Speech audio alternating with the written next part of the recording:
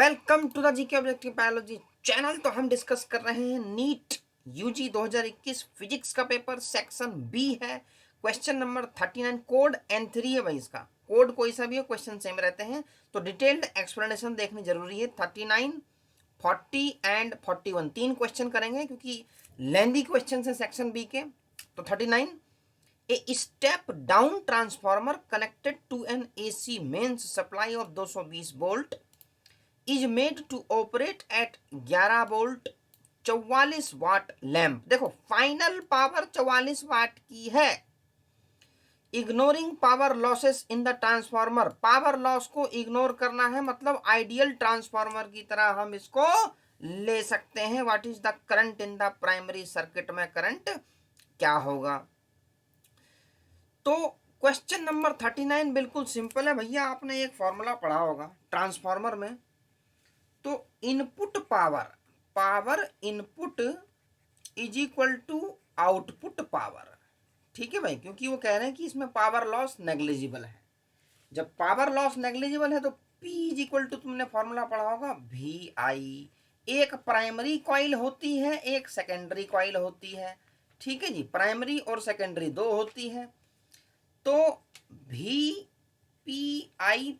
Is equal to VSIS। Clear है भैया। Input is equal to output. अब ये क्या है आउटपुट पावर, तो ये तुम्हारा 44 वाट ऑलरेडी गिवन है।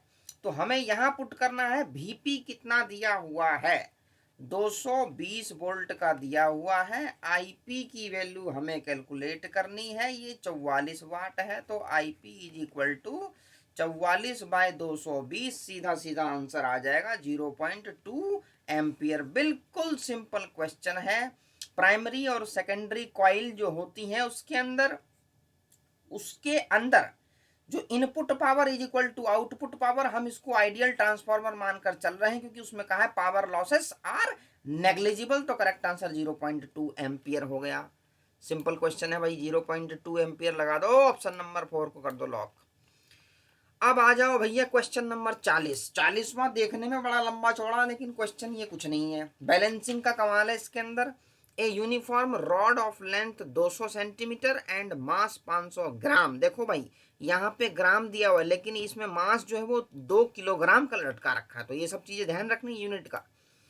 Is balanced on a wedge placed at 40 centimetre mark. अब मैं इसमें समझाऊंगा किस तरीके से करना है ये बैलेंसिंग। तो देखो यहाँ 0 है, 20 सेंटीमीटर की डिस्टेंस पे 2 किलो का वेट लटका हुआ है, 40 सेंटीमीटर पे ये बैलेंस है।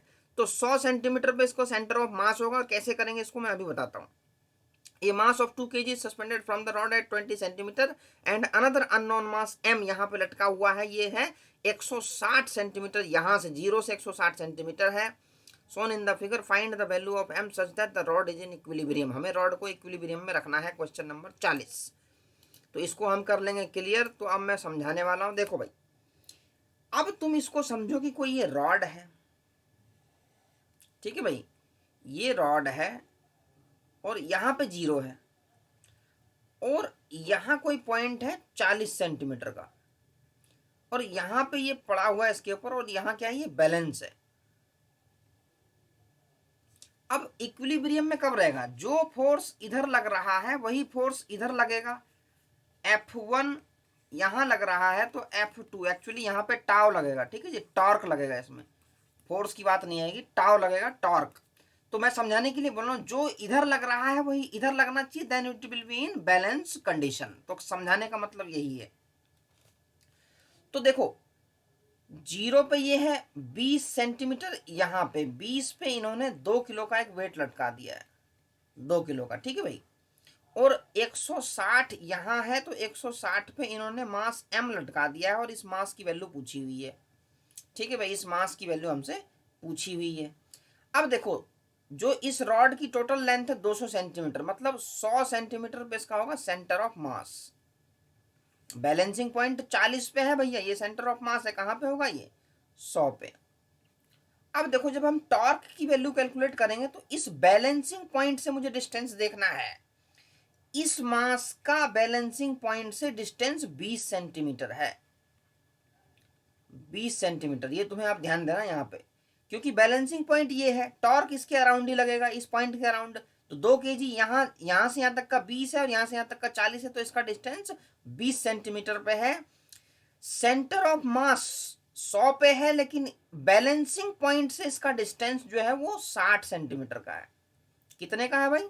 60 सेंटीमीटर का। ये तुम्हें ध्यान रखना है, ये 60 सेंटीमीटर है।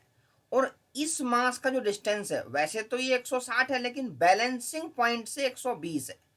ठीक है भाई, बैलेंसिंग पॉइंट से 120 है।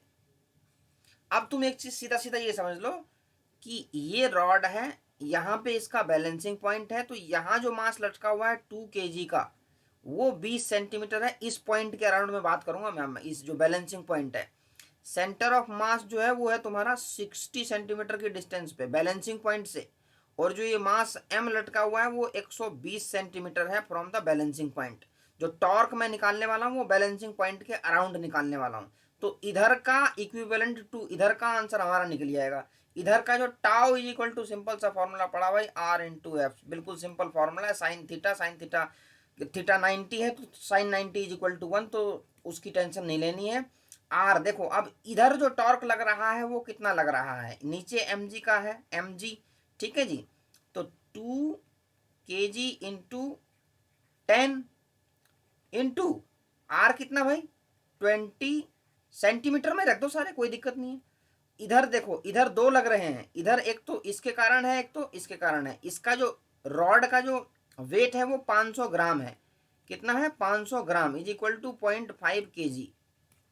ठीक है, 0.5 kg इंटू 10, ठीक है, जो नीचे की तरफ लग रहा है, इंटू कितने डिस्टेंस पे है बैलेंसिंग पॉइंट से, 60 सेंटीमीटर, प्लस इसके कारण जो लग रहा है mg, ठीक है, इंटू डिस्टेंस कितना भाई, 120। ठीक है भाई, क्लियर है।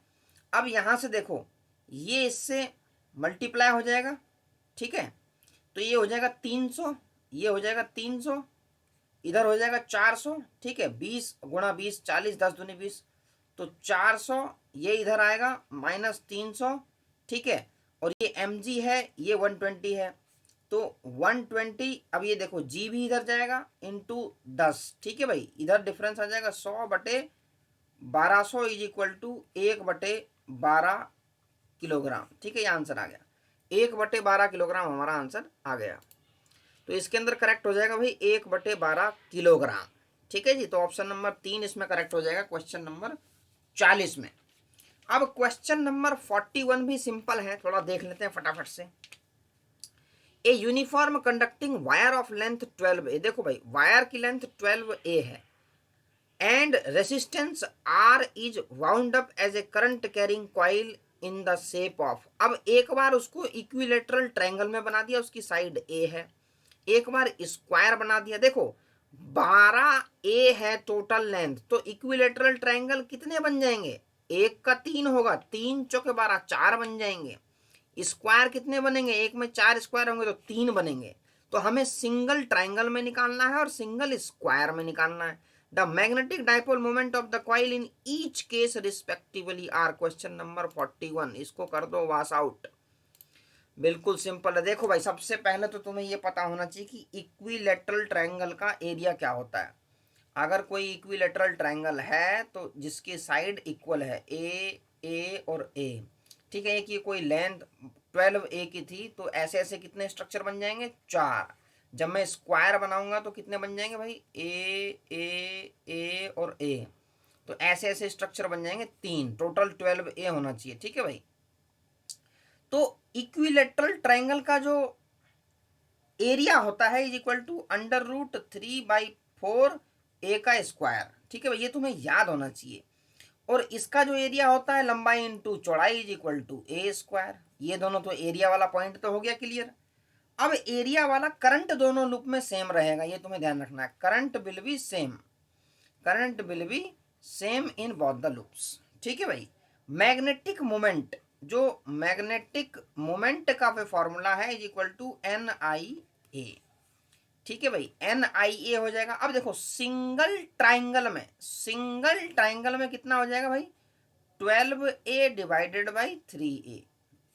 एक ट्राइंगल में टोटल 12A है लेंथ, और सिंगल की हो जाएगी 3A, तो ठीक है, इनटू इसके बाद हम कर देंगे आई की वैल्यू आई रहने दो, एरिया की वैल्यू पुट कर दो √3/4a। ठीक है भाई, ये तो हो गया magnetic moment in equilateral triangle. ठीक है भाई, ट्राइंगल में हो गया।